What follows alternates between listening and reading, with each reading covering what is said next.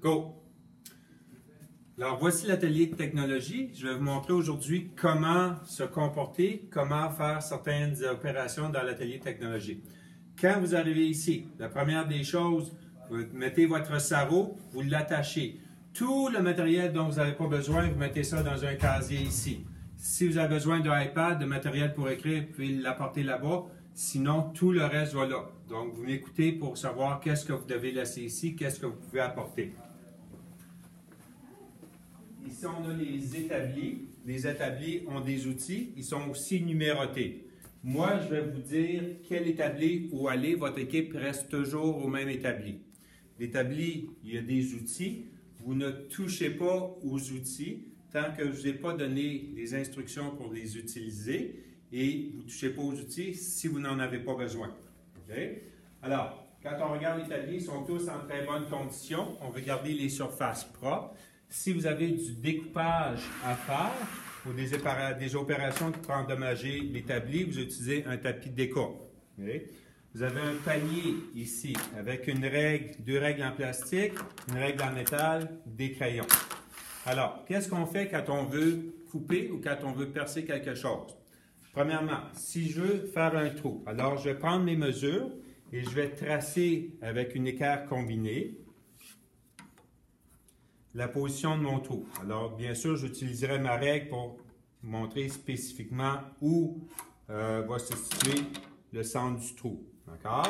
Après ça, je vais prendre un petit clou, je vais prendre un marteau, je vais mettre le clou en plein à l'intersection. Je vais donner un petit coup comme ça pour permettre de bien centrer le forêt ou la mèche quand on va percer. Okay?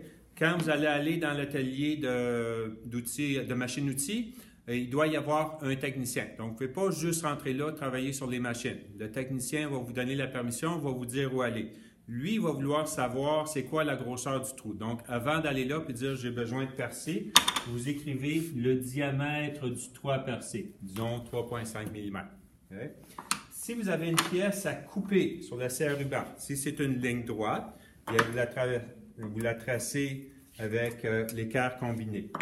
Si c'est une ligne qui est courte, là vous utilisez à la main levée, vous utilisez un gabarit de cercle ou bien un compas. Alors, quand on fait des lignes courtes, il faut faire la ligne où on va découper, puis il faut faire des lignes ici pour enlever les petits bouts au fur et à mesure qu'on coupe avec la scie, sinon ça peut être dangereux. Alors, on va aller du côté de l'atelier et puis je vais vous montrer qu'est-ce qu'on fait avec les machines-outils.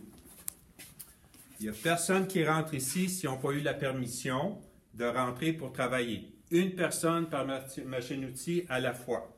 Quand on regarde sur le plancher, il y a un secteur ici. Il y a une personne qui peut être à l'intérieur du secteur à chaque fois.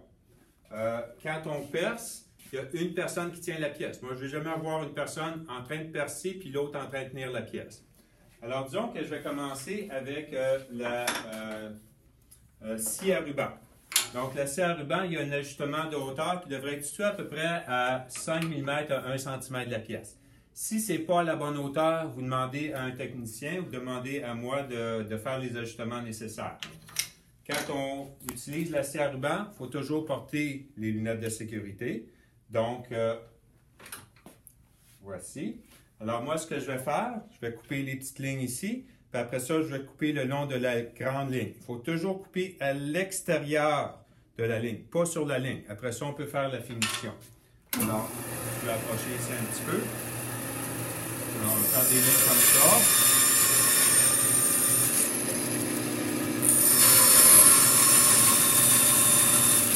On ne met jamais ses doigts vis-à-vis la lame. Les doigts toujours de chaque côté de la lame.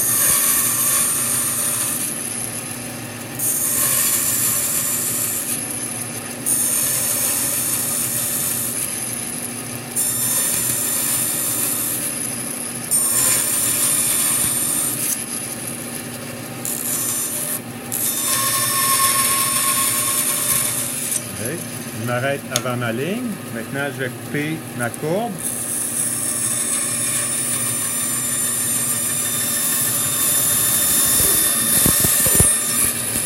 Ça ne donne rien d'essayer de couper trop vite. C'est pas lentement.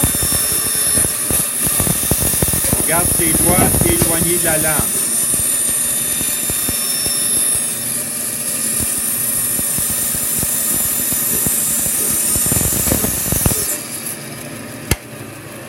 J'ai pas besoin de faire au complet, mais on voit ici que je me suis arrêté avant la lame. Ici, c'est un peu rude, donc il va falloir que je sable ou que je passe une lime pour bien nettoyer tout ça. D'accord? Donc, normalement, je continuerai jusqu'au bout.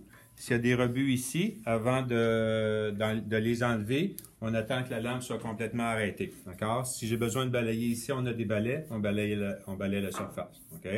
Donc, ça, c'est pour la scie à ruban. Si j'ai une ligne droite à faire, c'est le même principe.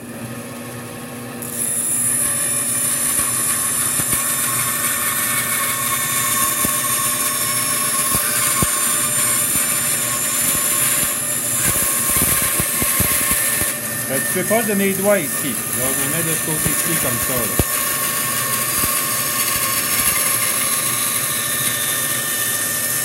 Je glisse, mes doigts ils ne sont pas dans le chemin de la lame.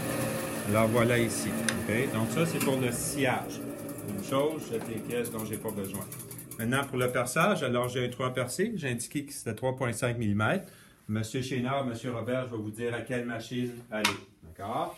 Alors ici, encore là, lunettes de sécurité, je pars la machine, je descends lentement, puis là, la mèche va s'aligner avec le petit point que j'ai fait avec le pointeau, avec le clou. Une fois que c'est aligné, là, je descends. Je tiens ça avec une main, je n'ai pas besoin de le tenir tellement fort, mais il faut que je pousse vers le bas. Je descends un petit peu, je vais monter comme ça, je fais quelques fois.